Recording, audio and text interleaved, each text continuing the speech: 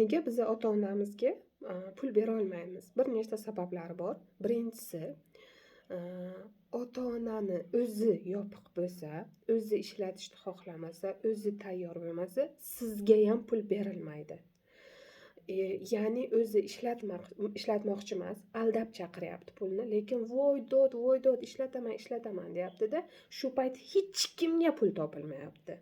Bu degani bu inson ham ishlatmoqchi emas yoki noto'g'ri joyga ishlatib qo'yadi va uni ham og'rig'ini ko'tara olmaydi yoki ertaga uydan kelib o'g'irlab ketadi-da, shu uchun bugun berilmay turibdi bunga, ertadan keyin albatta beriladi. Mana shu joyda xafagarchilikka kirib ketish kerak emas.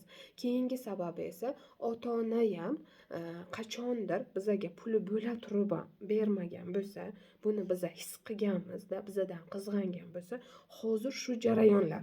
Lekin bu degani ota-ona qizg'angan bo'lsa, siz ham qizg'anishingiz kerak degani emas, sekin-sekin yuragingizni ochishingiz kerak.